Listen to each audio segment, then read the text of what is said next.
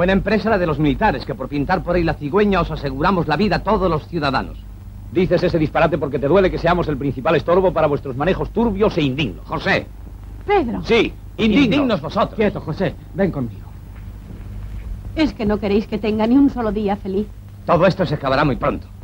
Dios quiera que sea el día en que cada uno estemos en distinto parapeto. Ya está bien, José. En los años que siguieron, el vendaval político arrastraba irremisiblemente a la nación hacia el abismo comunista. Como si el reto de los dos hermanos tuviese un signo profético y fatal, así iba a dividirse la familia española. El Frente Popular que el Comintern comunista patrocinó va a destruir las puras esencias de la tradición española. La hora de la revolución comunista había sonado. España no podía perecer. La fascinación que el general Franco sentía por el cine le llevó a escribir el guión de una película 2 años después de la Guerra Civil. Fue un secreto a voces que el seudónimo de Juan de Andrade correspondía a Francisco Franco. Y Raza se convirtió en el ejemplo de un cine político franquista cuando la censura se aplicaba con mayor dureza.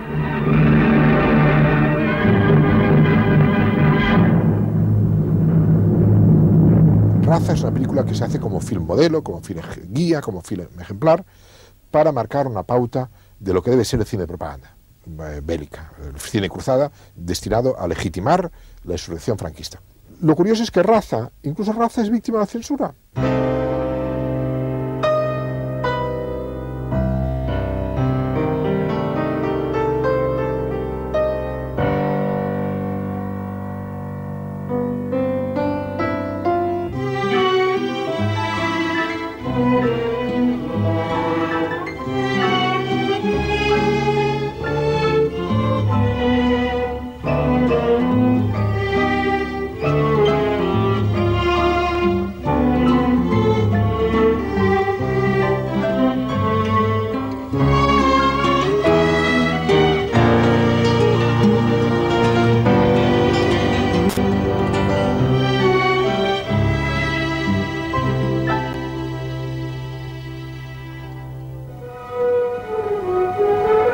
En el Palacio de El Pardo, como en otro tiempo en su cuartel general, el jefe del Estado español, caudillo victorioso de nuestra guerra y de nuestra paz, reconstrucción y trabajo, se consagra a la tarea de regir y gobernar a nuestro pueblo. Siguiendo el ejemplo de Franco, todos los españoles tenemos ver de imitarle, y lo mismo que él dedica su inteligencia y su esfuerzo, su sabiduría y prudencia de gobernante a mantener nuestra patria dentro de los límites de una paz vigilante y honrosa, cada uno, en su esfera de acción y de trabajo, ha de seguir esta línea de conducta sirviendo lealmente la misión que le esté encomendada y que, en definitiva, redundará en beneficio de nuestra nación y de nuestro pueblo. Hubo que dar un baño de inmersión a aquellos que no habían recibido ya el adoctrinamiento por el paso del Ejército Nacional o porque desde el primer momento hubieran estado con Franco. Hubo que darles un baño de inmersión para decirles: óigame, entérese usted bien de en dónde está. Y no se haga usted ilusiones, y aprenda a hacer la lección bien. Aquí Franco es el que manda, hay que rendirle tributo, y entonces es cuando vino un derroche de eslogans que decía Franco manda, España obedece. Un Estado totalitario armonizará en España el funcionamiento de todas las capacidades y energías del país, en el que dentro de la unidad nacional el trabajo, estimado como el más ineludible de los deberes, será el único exponente de la voluntad popular. Naturalmente todo eso se transmite a la educación, a la creación literaria, a la creación artística y naturalmente a la censura cinematográfica. Y durante muchos años, pues, no solamente el problema del escote o de las piernas, ¿no?, que era secundario, el problema de no reconocer otros valores que los oficiales. El comunismo es un mal moderno que se propaga con tanta mayor rapidez cuanto más débiles son los organismos con quienes se pone en contacto. Y aún hoy, liberada España de esta carroña, todavía esas insignificantes manejadas políticas, por mucho que se disfracen, obedecen siempre a la intriga y a la oculta inspiración de los masones expatriados.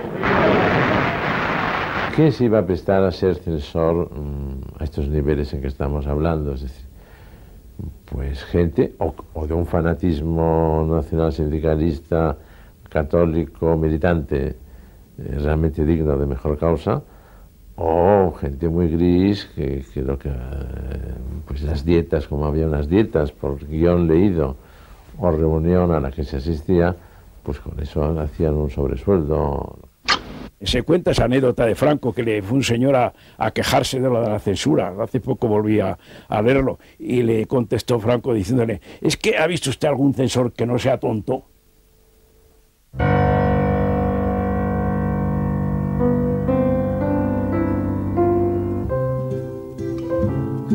El régimen surgido de la guerra civil instauró una censura férrea, con la arbitrariedad como norma.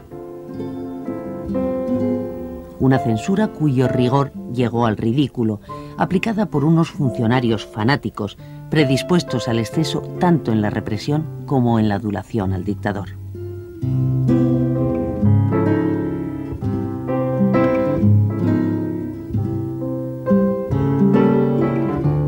Una muestra de este proceder de los más franquistas que Franco, pues estaba efectivamente el deseo, y más que deseo, porque esto llegó a cuajar en algún escrito, creo recordar, de que se propusiera a la Iglesia el nombramiento de Franco como cardenal, teniendo en cuenta que canónicamente un cardenal no tenía que ser eclesiástico.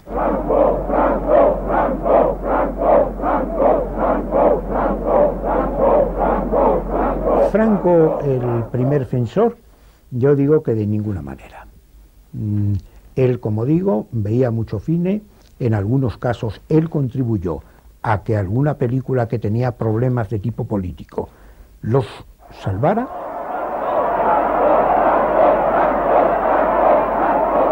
Eran más peligrosas las mujeres de los ministros que el propio Franco. Porque la mujer de los ministros le decía a un ministro: oye, Pepe, pero que he visto esta película, o ni siquiera me ha dicho Maruja que ha visto esta película y que es un escándalo, no sé, dile a Fraga que cómo es que permite estas cosas y demás.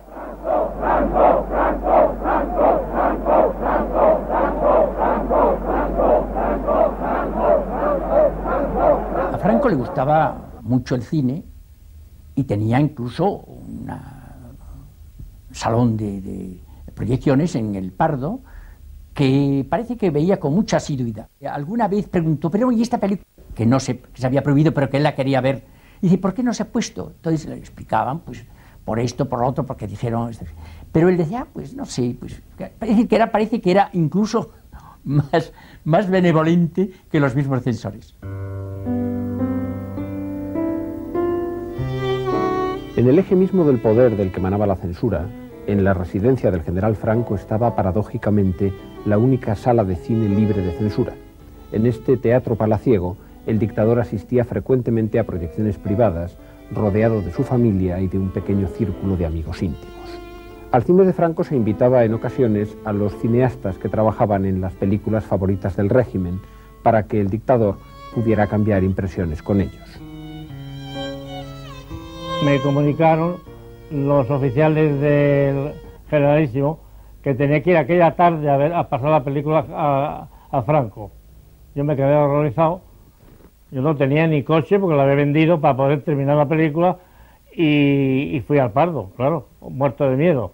Me despedí de la familia como si me fuera la guerra y en el Pardo pues tuvo un éxito enorme la película.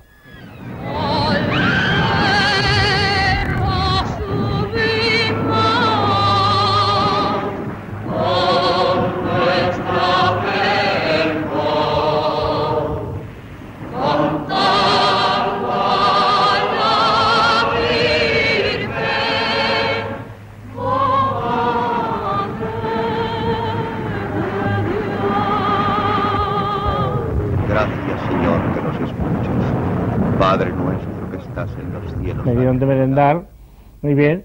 Me dijeron que había que llamarle excelencia al Generalísimo. No le llamé ninguna vez excelencia. La leyenda cuenta que en esta sala de cine del Pardo se resolvieron algunos problemas que los funcionarios del Ministerio de Información no sabían cómo solucionar.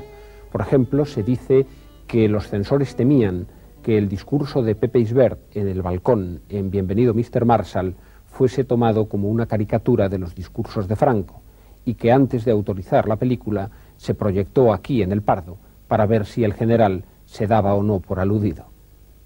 Vecinos de Villar del Río, como alcalde vuestro que soy, os debo una explicación. Y esta explicación que os debo, os la voy a pagar.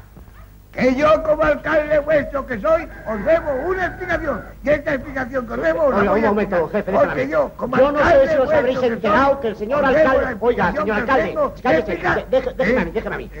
Yo no sé si os habréis enterado todavía que el señor alcalde os debe una explicación, pero si no os habéis enterado, aquí estoy yo, para deciros que no solamente os debe eso, sino una gratitud emocionada por el respeto, entusiasmo, disciplina con que habéis acogido sus órdenes, demostrando con ello el heroísmo sin par de este noble pueblo que os vio nacer para honra y orgullo del mundo entero.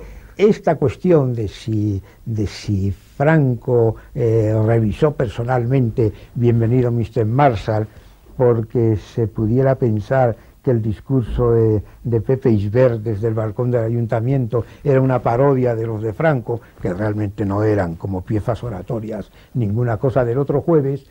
Esto se ha dicho, es posible, pero desde luego no creo que fuera por este único motivo, porque era una sátira del plan Marshall, que había motivos sobradísimos, para que en atención a esa dimensión política de la película se pasase a consulta del jefe del Estado. ¡Señor alcalde! ¡Don Pablo! Pero que Franco diera su visto bueno a la película no significa que ésta quedase libre de censura, y su guión sufrió numerosas modificaciones. ¿Qué demonios me espera en el ayuntamiento? El delegado general. ¿Un general? El delegado general. ¿El delegado? El señor que viene allí a anunciar al alcalde que van a venir una comitiva de americanos, lógicamente es el gobernador civil de la provincia. Pero eso no se pudo poner. Estaba absolutamente prohibido. Señora Engracia, de parte de mi madre, que me dio un cuarto de alubias. ¿Traes la pasta? Dice mi madre que le pagará en cuanto que mi padre trabaje, que va a ser pronto. Pues le dices a... También se dijo que Surcos, de Nieves Conde, venció las resistencias de los sectores más duros del régimen gracias a otra intervención de Franco. Para que ellos llenen la andorga a cuenta de una. No faltaba más. No, la historia de que Franco había hecho, que la película se había pasado a Franco y Franco que había dado el visto bueno para que pudiese verse la película, eso es una historia que yo puedo afirmar que es falsa, totalmente falsa. Ojalá hubiera sabido yo de antemano que a lo mejor determinadas cosas llevándolas allí al Pardo y diciendo, don Paco, vea usted esta vez si puede pasar o no pasar, pues ojalá. Pero hubo un caso muy especial que fue el de Viridiana, de Buñuel. Quiso verlo solo, soy muy de Franco. Y cuando salía de la proyección comentó, en verdad, estos extranjeros se asustan de todo, porque esta película lo que es en realidad son chistes baturros. Es que Ana y los Lobos era una película provocativa, ¿no? A mí me han contado que se la pasaron a Franco, pero ya no se sabe. Alguien, porque no se decidían a sacarla adelante la película. Y había mucha presión de fuera, ¿no? Le pasaron la película, la vio y dijo que no le parecía peligrosa porque no se entendía nada. El cine concebido por Franco era totalmente opuesto al que haría Carlos Saura. El mejor ejemplo de ello es la película Raza. ¿Te quieres vendar? No, no es necesario. Entonces date la vuelta. No, me habéis de matar de frente. Como quieras.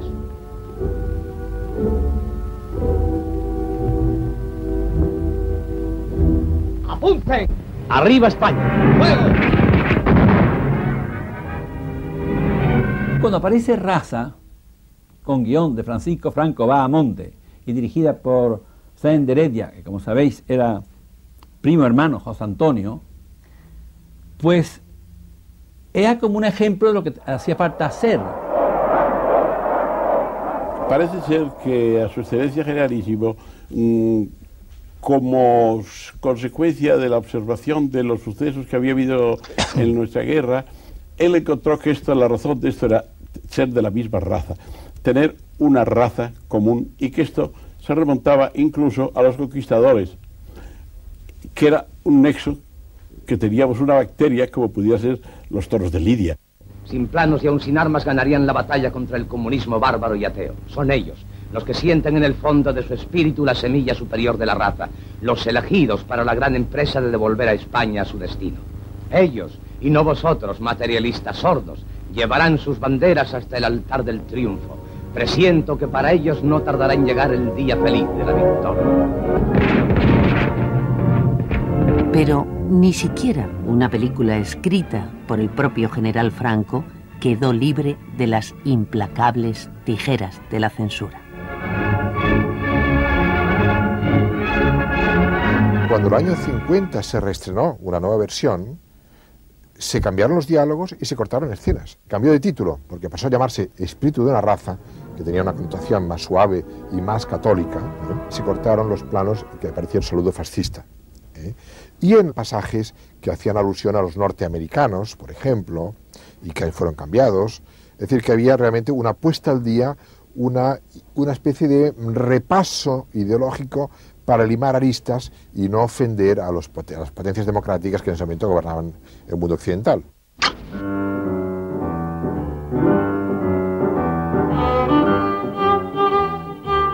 Franco no limitó su afición al cine a ser espectador, sino que sintió desde muy joven la tentación de la pantalla. Su primera actuación fue junto a Millán Astray en La Malcasada. Después recurriría a las cámaras para llevar sus mensajes, a veces con torpe ingenuidad. ¿Quieres decirle algo a los niños alemanes? ¿Pero qué les digo? Lo que quieras. Pido a Dios que todos los niños del mundo no conozcan los sufrimientos y las tristezas que tienen los niños que están aún en poder de los enemigos de mi patria. Yo deseo que todos los niños españoles tengan una casa alegre, con cariño y con juguetes. Y por eso envío un beso a todos los niños del mundo.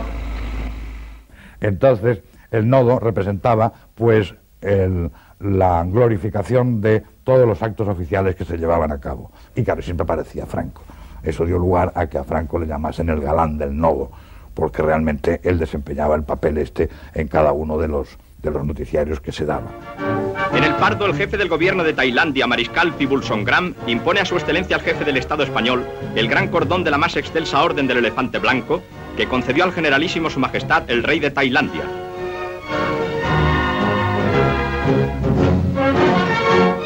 Seguidamente procede a la colocación de la banda de la misma orden a la esposa de su excelencia. Franco impone a su vez a la esposa del ilustre huésped la banda de la Orden del Mérito Civil, acto que pone de manifiesto las cordiales relaciones entre los dos países. Había un operador, todavía vive, Ramón Say de la Hoya, que era el operador, el único, que rodaba cerca de Franco. Sabíamos en general pues que planos de arriba a abajo pues no se le podían hacer, porque bajo y más bien gordo como era, si rodábamos de arriba abajo lo aplastábamos. Había que procurar hacer lo contrario para estilizar y realzar su figura. La presencia del caudillo es acogida con clamorosos vítores de la muchedumbre, que aclama sin cesar al jefe del Estado, que una vez más puede comprobar la gratitud y la adhesión de todos los españoles.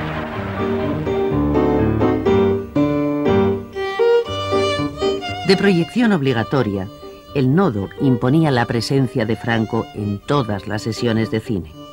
Pero también los noticiarios oficiales fueron objeto de censura. La primera vez en la final de la Copa del Generalísimo de 1939, cuyas imágenes no se conservan, donde se cortó un plano del propio Franco porque no estaba firme durante el himno nacional. El control de la censura vigilaba la imagen del general tanto en el nodo como en televisión española. El cardenal arzobispo de Santiago contesta la invocación de su excelencia y le felicita por haber sido elegido por Dios para reafirmar nuestra unidad católica. Vimos que Franco, al entrar en el palco en una de las copas del Generalísimo, las copas de fútbol, pues tropezó. Y como tenía la cámara enfocada, vimos a Franco tropezar. A partir de ese momento se prohibió que sacaran planos cercanos del palco de Generalísimo, siempre había que sacarlos desde lejos y para ver si tropezaba, que no se viera mucho. Hombres y máquinas pasan ante Franco y el pueblo, máquinas potentes y modernas, conducidas por hombres jóvenes, hijos y nietos de los que bajo el mando de este mismo caudillo conquistaron el porvenir de España.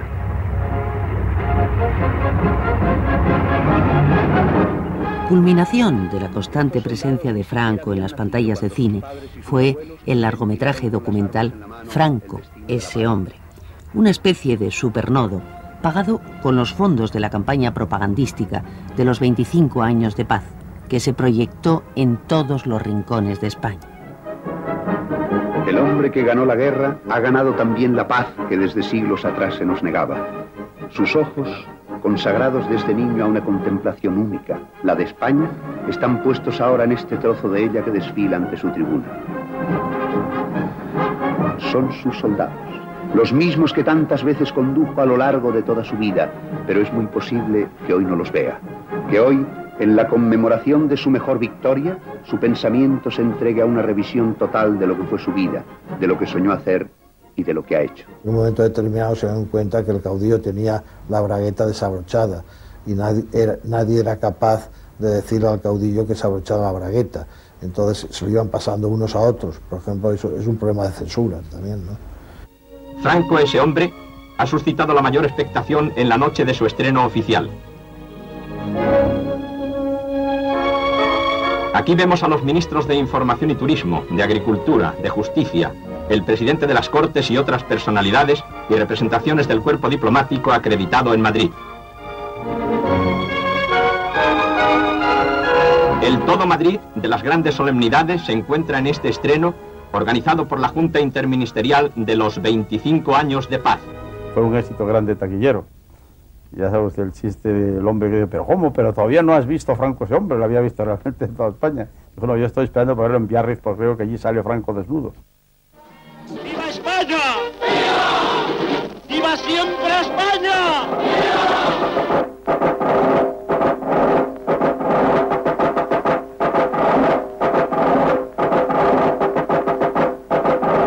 En el extremo opuesto estuvo Caudillo, un documental especie de antinodo, producido de forma clandestina, que no pudo ser estrenado hasta que llegó la democracia. Fuimos al extranjero, traíamos el material de contrabando como podíamos, aquí íbamos al rastro, comprábamos restos de otras películas sobre Franco, reunimos el material que pudimos y la montamos justo en el tiempo antes de que se muriera Franco, y se guardó también para esperando tiempos momentos. Yo me realicé como nunca de un estado de libertad total, con unos medios económicos reducidísimos, con un equipo reducidísimo, 2 o 3 personas, las imprescindibles, en el asunto secreto, pero creo que por primera vez gocé esa cosa que se llama ser libre. Su Excelencia el Generalísimo Franco disfruta en el Yate Azor unos días de bien merecido descanso. Sus nietos alegran los mejores momentos de a bordo durante el crucero estival por aguas del Cantábrico. El jefe del Estado dirige una caza de cachalote. En su gira de pesca el yate... Criticar la figura del general Franco era una tentación imposible, y el ingenio de los cineastas recurría a veladas alusiones, casi a modo de chistes privados. El cachalote no tarda en recibir el primer arponazo, pero sigue luchando hora tras hora. En La pareja feliz había un tenor de ópera, un barítono, lo que yo no entiendo mucho de música, que cantaba en una zarzuela y iba vestido como de marino, de almirante. Era un hombre así rechoncho y bajito, como podía ser la imagen de nuestro jefe de Estado entonces, y además se llamaba Franco, que todavía da más realidad a esta supuesta maquinación nuestra para hacer un pequeño ataque. Y además la canción que cantaba, la letra más o menos decía: dicen que me voy, pero me quedo. Amigos, amigos, amigos, me voy. Las olas